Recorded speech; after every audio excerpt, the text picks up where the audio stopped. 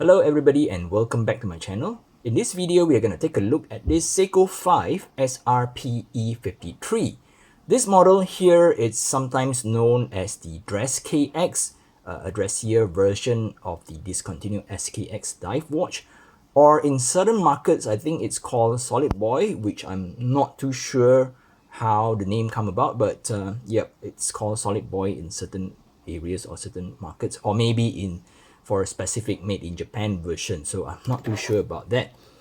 Well, I have to admit that I am a little late into this new SKX range. When Seiko first announced the range, I was a little reluctant to even try one, as I was thinking that this is Seiko milking the discontinued SKX. But boy, I couldn't be more wrong. I picked this up during my trip to my favorite watch shop. I made a video about it and I'll put a link somewhere in a video. Yep, I picked this up when I made the trip there to make that video. So let's get into some dimensions. The watch comes in at a case diameter of 40 millimeters. It has a thickness of 11.8 millimeters. The lug distance is 44.5 millimeters and it comes with a 20 millimeters lug width. The top of the watch has a brush finishing and it has polished sides on both the sides. Well, if you can see, the brushing is a little mismatched to the brushing on the bracelet, but I guess this is quite typical on a lot of all these affordable or entry-level Seiko 5 watches. It comes with a push-pull crown that is unsigned and it is tucked in at the 4 o'clock position, much like the Seiko SKX. The watch is powered by a now very common 4R series automatic movement. In this case, we have the 4R36 as the movement comes with the day and date complication. We can see all the mechanical goodness of that movement through the see-through caseback, and the movement has an rated accuracy of plus 45 to minus 35 seconds per day, and it beats at 21,600 beats per hour and has a power reserve of approximately 40 hours.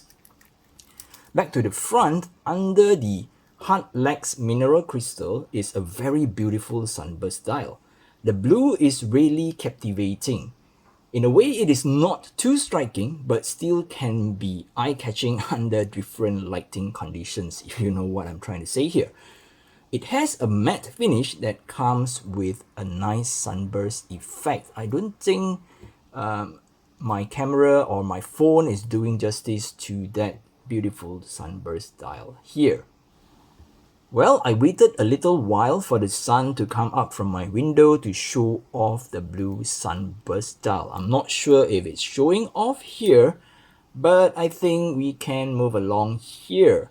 The watch has a chapter ring, and for this case, I think Seiko did a very good job of attaching this chapter ring because I do not notice any misalignment, and if there is, I think it's barely noticeable.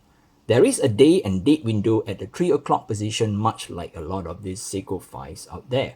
The indices are similar to those on the SKX 007, 009 and 013, but they are applied instead of painted, and I would say this kind of applied indexes give this watch a touch of classiness and a less tooly appearance.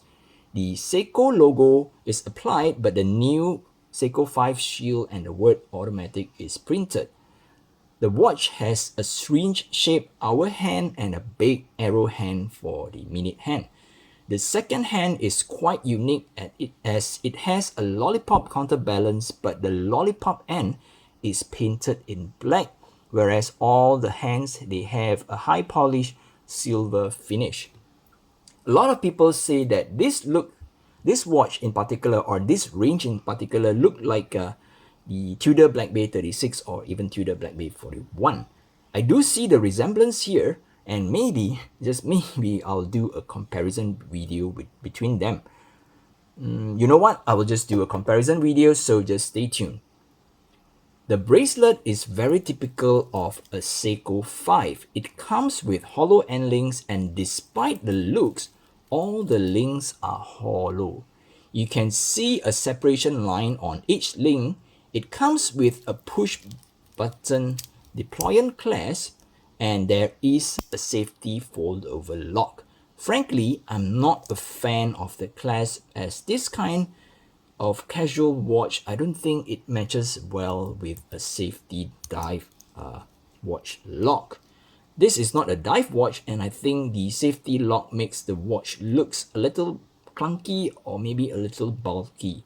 Well, it makes sense for Seikos to reuse the same bracelet and the clasp from their 5KX line, but I wish they just go with a more subtle clasp.